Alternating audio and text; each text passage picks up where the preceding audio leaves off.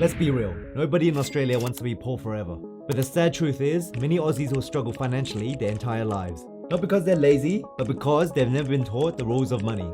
So in this video, I'll show you 5 steps you can take this year to escape the paycheck to paycheck cycle and build real wealth here in Australia. Let's get straight into it. Step 1. Break free from bad debt. Bad debt is one of the biggest traps keeping many Aussies poor. Bad debt is any debt you take on that doesn't build wealth or generate income, and it usually comes with a high interest rate or fee. Bad debt includes credit card debt, buy now pay later, personal loans and overpriced car loans, which are all designed to make banks rich, not you. The average credit card interest rate in Australia is currently around 19%. That's insane. It means if you owe $5,000 and only pay the minimum, it could take you more than a decade to pay off and you'll pay thousands in interest. For context, the stock market historically averages around 10% return per year over the long term. When you pay off credit card debt with a 19% interest rate, you're essentially earning a guaranteed 19% return, which is almost double what you typically get from the stock market. So if you have any kind of bad debt, your number one mission is to crush it. Whether it's credit card debt, car loans, or personal loans, you need to get rid of it. And fast. You don't need to starve yourself to do so, but you need to start cutting the waste. So things like cancelling any subscriptions you don't use, stop upgrading your car every 2 years, and funnel that money into smashing your debt. Breaking free from bad debt starts with awareness. List every single debt you have, the balance, the interest rate, and the minimum repayment. From there, I want you to create a plan to knock them out one by one. There are 2 popular methods you can choose from. The first is the snowball method, where you list your debts from the smallest to the largest balance, ignoring the interest rate. You still pay the minimum on all your debts, but you put all your extra money towards the smallest balance first. Once it's gone, you knock out the next smallest balance, and so on. This gives you quick wins early, which builds momentum and motivation. The second method is the avalanche method, where you list your debts from the highest interest rate to the lowest rate. Again, you still pay the minimum on all debts, but this time you put all your extra money towards the highest interest debt first. Then once that's done, you move on to the next highest, and so on. Mathematically, this is the smartest approach, as you'll pay less in total interest and will get more bang for your buck. Literally. However, it can feel a bit slower at the start. And that's why some people start with the snowball method to build early momentum. So I want you to pick either method and smash all your bad debt. By the way, it's important to distinguish between bad debt and good debt. Good debt usually helps you grow wealth directly or indirectly. Some examples include a home loan that you can afford and is within your budget. You're buying an asset that can grow in value. A student loan like HEX or HELP, which allows you to invest in education that can increase your future earning potential. Another example is a business loan. When done correctly, it helps you generate more income than the loan costs. At the end of the day, it's not hard to understand. Good debt good, bad debt bad. Until you're free, treat paying off bad debt like an emergency. Because the longer you stay in bad debt, the longer you stay poor. Step 2. Build a safety net. Most people don't become poor because of everyday basic expenses. It's the big unexpected ones that hit hard. Your car breaking down and needing a new engine, an unexpected medical bill, or even a big rent increase can send you into debt if you have no safety net, otherwise known as an emergency fund. An emergency fund is a bunch of money you set aside in a safe, easily accessible account like a high interest savings account to cover unexpected expenses when life throws you a curveball. It's not for holidays, new clothes, or planned bills. It's only for emergencies. This can include things like losing your job, a big vet bill for your dog, or unexpected travel for family emergencies.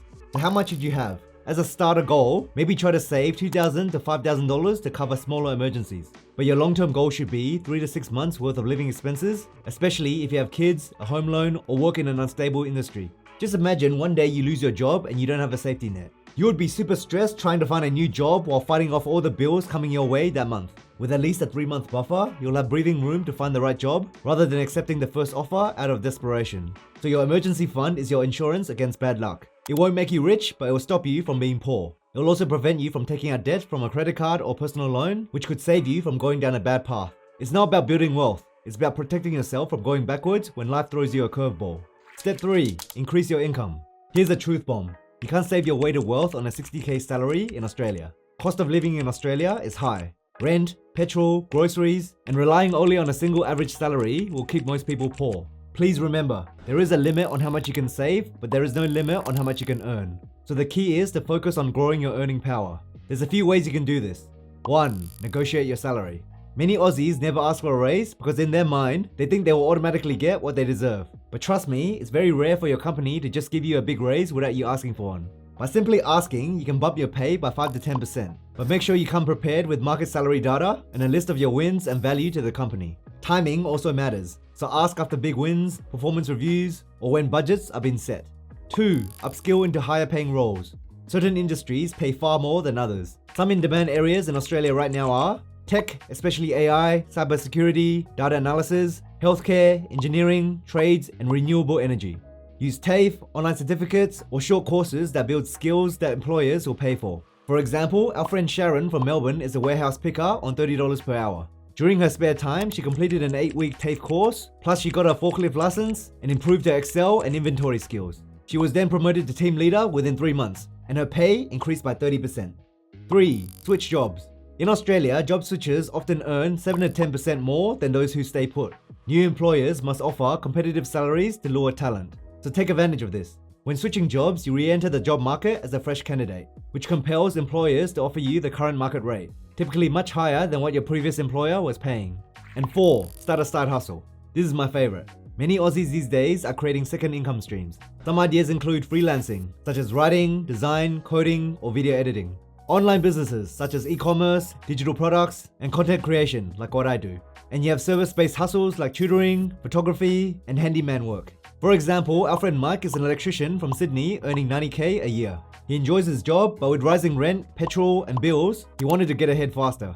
On weekends, he started offering aircon cleaning and installation checkups for local households. It didn't require a huge investment, just his existing tools, some cleaning gear, and a cheap ad on Facebook Marketplace and Gumtree. He charged $120 to $150 per service, and because he's already licensed, people trusted him more than a random handyman. Within 3 months, word of mouth spread. He booked 2 to 3 jobs most weekends. That gave him an extra $800 to $1,000 a month, which he split between smashing his car loan and investing in an ETF. He's now considering turning it into a formal side business with a simple website. Long term, this could become a standalone business or even replace his need to work for someone else. So the lesson here is, when your income grows, you create more breathing room for yourself. You're no longer just scraping by. You have money left to invest, to save, and to buy back your time. Step 4. Start investing early.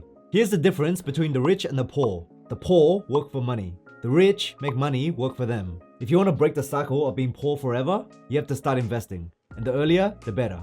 In Australia, a lot of new investors like to start with ETFs that track an index, like the top 300 Australian companies or the top 500 US companies. An ETF is an investment fund that allows you to invest in a basket of many companies like CBA, Woolworths, and Apple, all under one stock. They can be bought on the ASX, which is the Australian stock market, just like a normal share. New investors like ETFs because they make investing simple, cheap, and low risk compared to picking individual stocks. With just one trade, you can get instant diversification across many companies, pay very low management fees, and these days you can buy them easily through an online investing platform. They are set and forget friendly, designed for long-term growth, and highly transparent since you can always see exactly what's inside the fund. Historically, ETFs that track the Australian or US stock market returns around 8 to 10% per year on average over the long term. For example, let's say you invested $500 on the first of every month. Assuming a 10% average annual return, your portfolio could grow to over $1.1 million in 30 years. And the best part is, $950K of that is pure profit. It's the return you get from the stock market. And you only contributed $180K over that time. The key here isn't timing the market, it's time in the market. You invested every single month regardless of the share price and let the stock market do its thing. Here's an example of what it would look like in real life. This is our friend Jake from Perth. He's decided he wants to start investing $200 per month in ETFs. So he set up an automatic investment plan to invest 30% into an ETF that tracks the top 300 Australian companies and 70% into an ETF that tracks the top 500 US companies. He also set up a dividend reinvestment plan for both ETFs so they automatically reinvest any dividends into new shares. His rules are simple. No stock picking, no day trading, only dollar cost averaging into the same 2 ETFs every month regardless of the share price. 2 years later, he has contributed $4,800 into these ETFs and has gone up 20%. He didn't have to lift a finger during this time since he set up an auto invest plan and just let his money work for him automatically. All he has to do is come up with the $200 every month. He plans to continue doing this for 20 plus years and will increase his monthly contributions accordingly as his income increases. So be like Jake. Start small, stay consistent, and let compounding do the heavy lifting over the long term. And that's how you break free from being poor forever. By the way, if you're interested to learn how to start investing in the stock market from Australia, I'll leave a link down below to a beginner's guide video, including what platform to use that allows you to set up an auto investing plan. Step 5. Fix your money mindset. Growing wealth isn't just about tactics, it's also about mindset. If you think money is evil, or you believe you'll always be broke because your parents were, you're right, because you'll always act in ways that keep you poor. These beliefs become self-fulfilling. You need to shift your mindset to opportunity. See every dollar as a soldier that can work for you. When you spend, those dollars are gone forever. But when you invest, those dollars go out and bring back more soldiers. Practical mindset habits include weekly money check-ins, automating good behaviors like investing, and surrounding yourself with people and content that encourage wealth building rather than constant spending. Change the story you tell yourself and you'll change your financial reality. And to go a step further, you need to change from a scarcity mindset to an abundance mindset. A lot of Aussies, including myself, grew up with a scarcity mindset, which is the belief that money is always running out, that opportunities are limited, or that wealth is only for other people. This creates bad money habits like hoarding cash without investing, undercharging for your skills, or constantly living in fear of spending a dollar. The shift you need to make is towards an abundance mindset. It doesn't mean reckless spending, it means believing that wealth can grow, opportunities are everywhere, and that money is a tool, not something to be feared. With an abundance mindset, every dollar you earn isn't just for survival, it's a seed. You can plant it into investments, skills, or businesses that grow into more opportunities. Instead of asking, what if I lose this money? You start asking, how can I use this money to create more? I know that money can feel overwhelming, especially with the cost of living in Australia right now. But remember, you are not stuck. We live in a great country and have more opportunities than millions of other people in the world. By taking small steps like clearing your bad debt, building a safety net, growing your income, investing early, and fixing your money mindset, you can create a very different future for yourself and your family. It won't happen overnight, but every step forward, no matter how small, matters. No one else will do it for you. But if you start today, your future self will thank you. Quick disclaimer, this video is for educational purposes only and should not be considered financial advice. Please be aware, investing in stocks and ETFs involves risk, and past performances does not guarantee future results. Always do your own research before making any investing decisions. And if you'd like financial advice, please go speak to a professional. By the way, if you're enjoying this video and made it this far, comment the words "no more broke" down below so I know who you are. And if you're new around here, what are you waiting for, mate? Hit that subscribe button and join this wonderful community of like-minded people. Also, please consider signing up for my free newsletter, Aussie Money Club, where once a week I'll send you some money tips, major news in the market, or any cool live updates from me. And if you want to learn how to start investing in Australia today, check out this video on screen where I provide a step-by-step guide on how to start investing in Australia for beginners. And as always, thank you for watching, I appreciate you, and I'll see you in the next video.